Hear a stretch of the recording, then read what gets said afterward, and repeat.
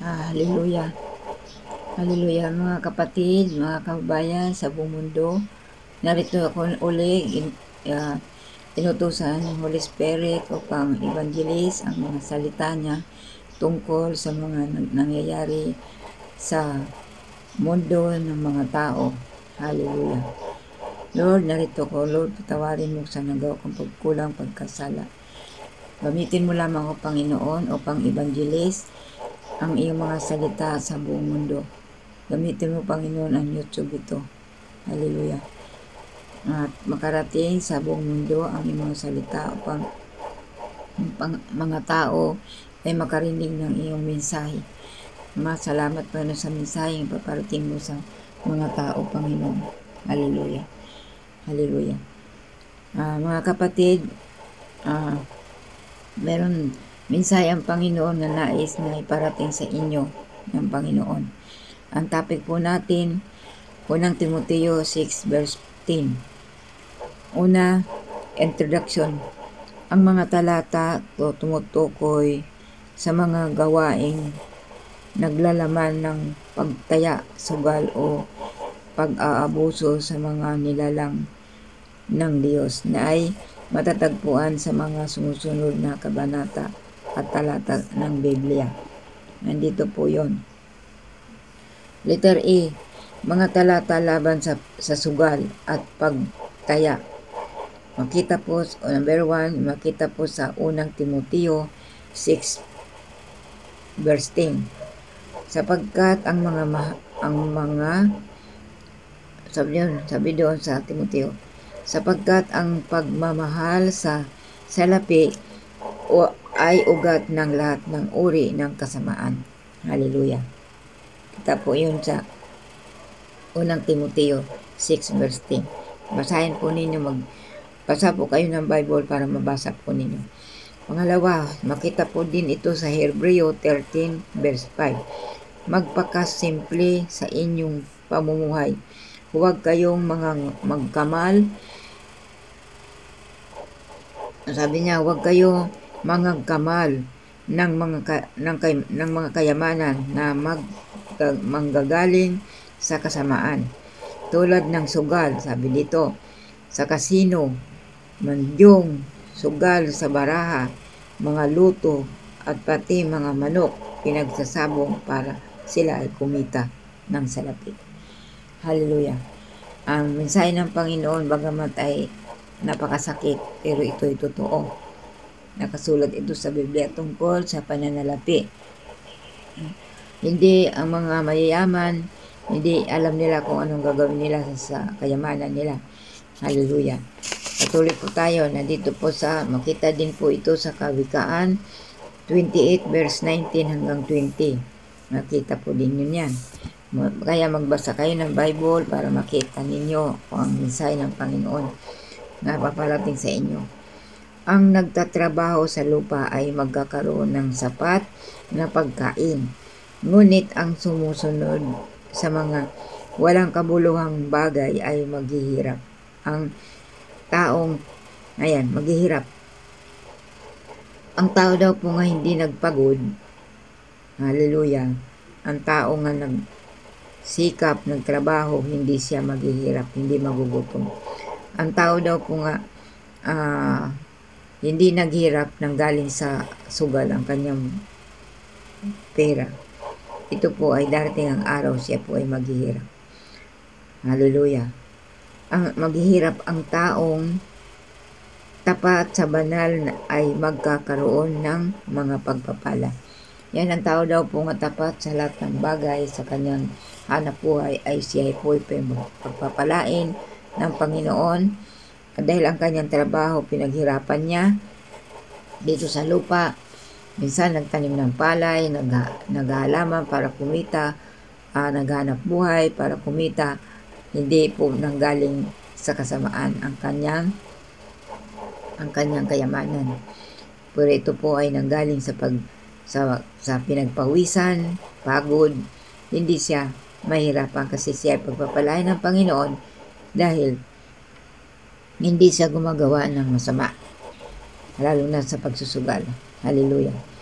Number 4, makita po natin sa Efeso 5 verse 3 hanggang 5. Ngunit ang pagkikiapid, ang karumihan, o anumang uri ng kasakiman ay huwag magkaroon ng lugar sa inyong buhay. Yan. Ang pagkikiapid, kasakiman, huwag daw natin hayaan na pumasok sa ating buhay ang mga ganong bagay dahil hindi kinalulugdan ng Panginoon ang mga ganon bagay. Hallelujah.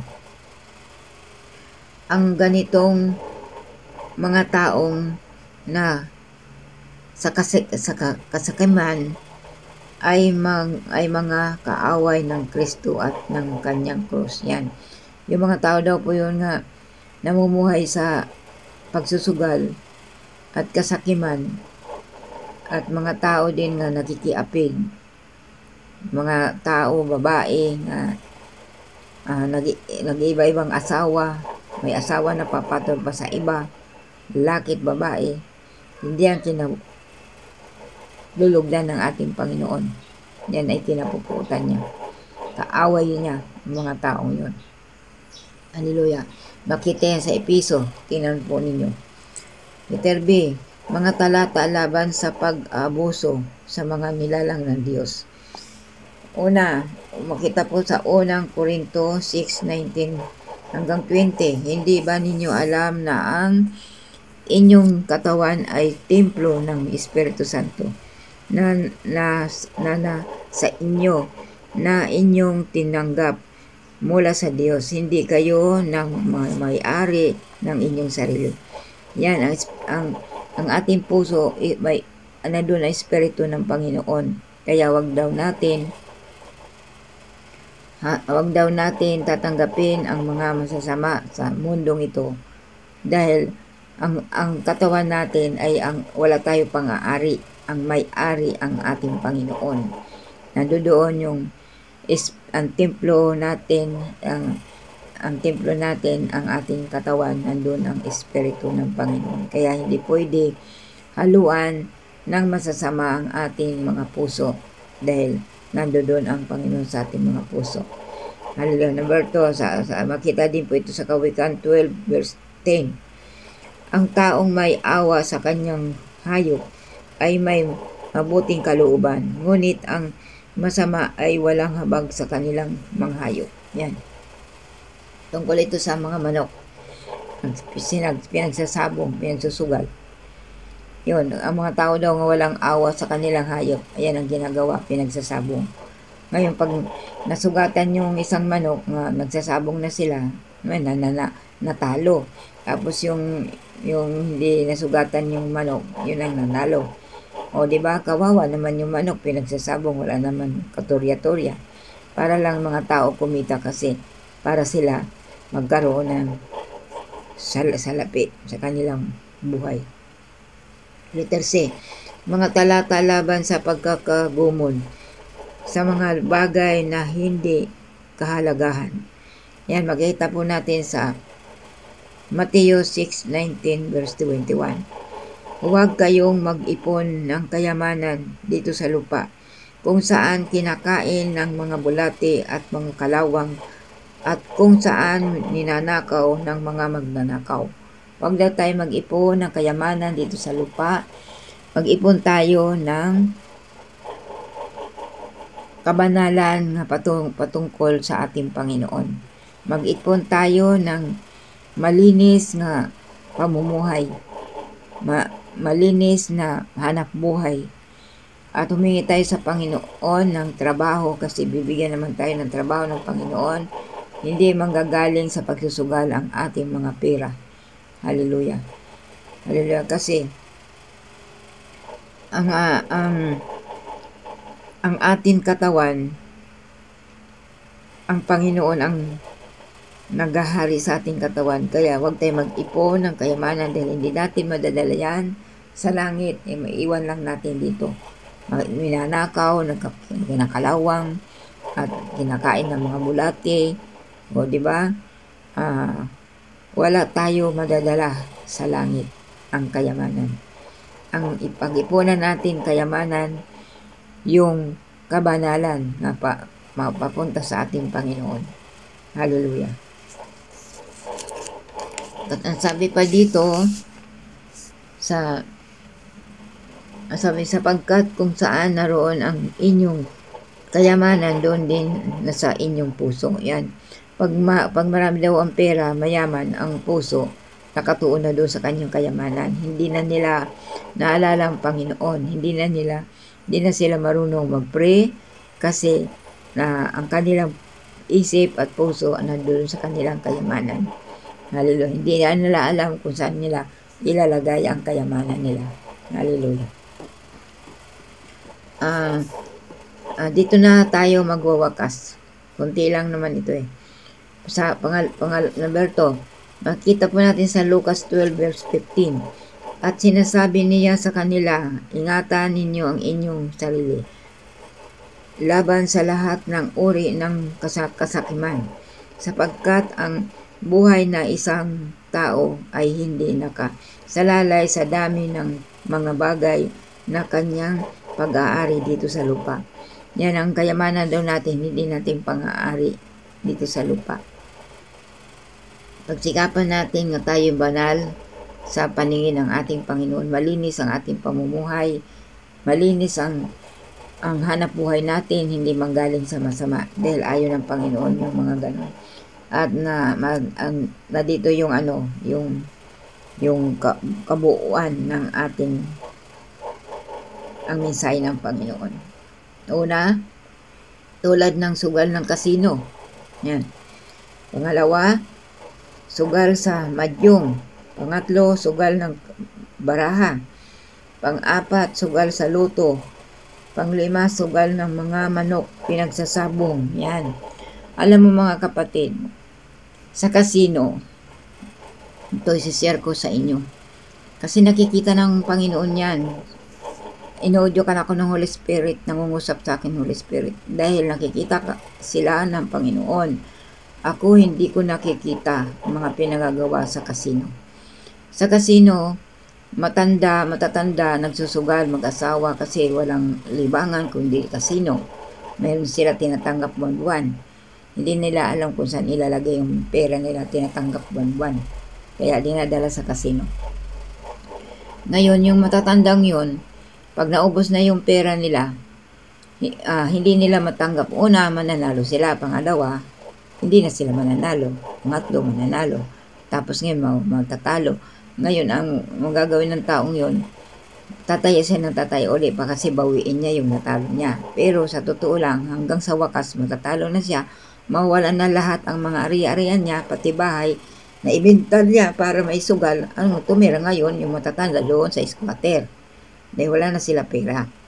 Ngayon yung mga kabataan naman, kasi mayroong mga kabataan nagsusugal din sa kasino eh. Yung mga 30 edad, 40 edad, 50 edad, pati mga binata, may asawa. Yan. Nagsusugal din yan sa kasino. Ngayon, pag naubos na yung pera nila, kasi mayaman sila, maraming pera nila. Pag nagsugal na yan sa kasino, ngayon, pag naubos na rin yung pera nila, kasi hindi naman lahat mananalo sila. Siyempre, matatalo din sila. Una, mananalo muna sila. Sila yung ibubuyo sila sa malaking napanalunan. Ngayon, pag pangalawa, pangatlo, matatalo sila. Tapos, pag niisip ng mga taong yan, gusto niya mabawi yung natalo nila, kaya tataya uli hanggang sa naubos ang kanilang kayamanan. Ang iba nagpapakamatay dahil hindi matanggap ng tao nga siya ay nawalan ng kayamanan. Kaya nagpapakamatay. Yung iba nagbibigti. Mayroon naman mag-asawa, nag-aaway kasi ang asawa niyang lalaki nagkakasino. Ngayon, ang asawa niyang babae ayaw, hindi pinapayagan. Kaya nag-aaway sila, pati anak nadadamay. Ngayon, mayroon naman mag-asawa nga pareho sila nagkakasino. Pati mga anak nila nakikita ang buhay ng kanilang magulang. Nakikita ang ginagawa ng kanilang magulang. Kaya yung anak din, gumaya sa kanila. Nagsusugal din. Silang pamilya nagsusugal na. Ngayon, pagdating ng araw, nawalan din sila ari-arian. Naghirap sila. Naghirap ang buhay nila. Ano nangyari? Tumira sa squatter. Tumira sa malit na bahay. Nawala ang kayamanan nila. Hallelujah. Yung mag-asawa naman nga, Nagsusugal ang lalaki, yung babae hindi. Pagdating ng bahay, nag-aaway. Pati mga anak na apektuhan, magulong buhay. Ganun po ang sugal na nangyayari sa mundong ito, sa mga tao. Sa luto, maraming tumataya.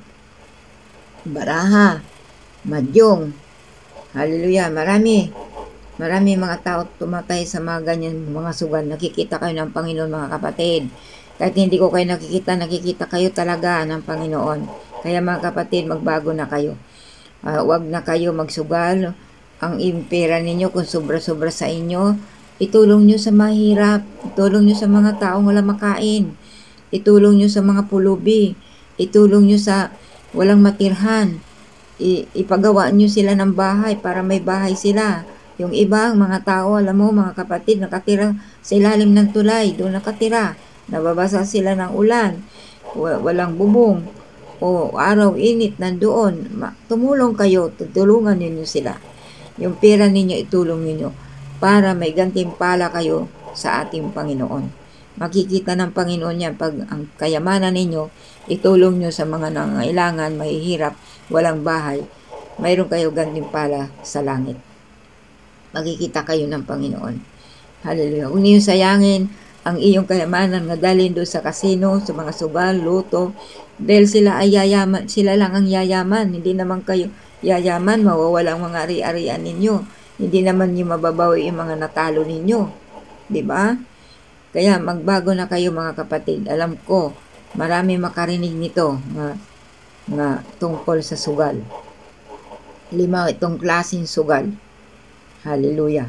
5 klase. Kaya mga kapatid, nawa tanggapin na ninyong Panginoon sa inyong buhay. Pagsisihan ninyo. Hallelujah. Marami ang nagugutom ngayon. Maraming walang matirhan. Itulong ninyong pera ninyo. Hallelujah. Tapos kung yung iba naman, i-business ninyo para makatulong kayo sa kapwa ninyo. Magkaroon kayo ng business, ipatinda nyo sa kapwa ninyo, kikita sila. Matutulungan nyo sila. O, diba? Huwag yung isugal sa kasino. Kasi ang kasino, yun ang yayaman, hindi kayo, malulugi lang kayo. Ganun ang kasino. Nakikita ng Panginoon yan. Kaya, salamat sa Panginoon, ginamit ako ng Panginoon dito sa YouTube para ma-evangelize ang mga mensahe na nais iparating sa inyo. Kasi, hindi na ako pwede maglakad-lakad kung saan-saan para ipangaral salita ng Diyos. Ginamit ako ng Panginoon dito sa YouTube kasi sa buong mundo, maririnig ito. Sa buong mundo. Hallelujah. Hindi lang sa Pilipinas, pati sa ibang bansa. Maririnig ito nga mga mensahe ng Panginoon makakarating doon. Hallelujah. Salamat Panginoon. Hallelujah. Ginamit mo ako mag-evangelize. Hallelujah. Hanggang dito na lang. Salamat Panginoon. Hallelujah. Lord, dulog ko sa Panginoon ang mga tao. Nawa makarating ito sa kanila na mensahe mo. Nawa magbago na sila. Huwag na sila magsugal, Panginoon. Hipuin mo kanilang puso. Hallelujah. Ang kanilang mga kayamanan. Nawa, Panginoon, kumatok ka sa kanilang puso at isip na ipatulong na lang nila sa nangailangan. Itulong nila sa walang matirhan. Itulong nila sa walang makain. Hallelujah. Kaysa mawala lang kanilang kayamanan, walang katuturan ang kahantungan. Hallelujah. Para magkaroon sila ng gantimpala nga manggagaling sa iyo, Panginoon. Hallelujah. Nawa, Panginoon, hipuin mo sila para, Panginoon, ang buhay nila ay tumagal pa. Hindi sila magpapakamatay, hindi sila gagawa ng masama dahil naubos ang kanilang kayamanan. Hallelujah. Lord, iligtas mo sila, Panginoon. Tulungan mo sila pagkat hindi nila alam ang mga pinagagawa nila. Salamat, Panginoon, ginamit mo ako sa YouTube nito upang ipangaral ang mensahe mo sa buong mundo. Hallelujah. Hallelujah. Salamat, Panginoon. Pinupuri kita, niwalhati kita sa pangalan ni Jesus. Amen. Amen.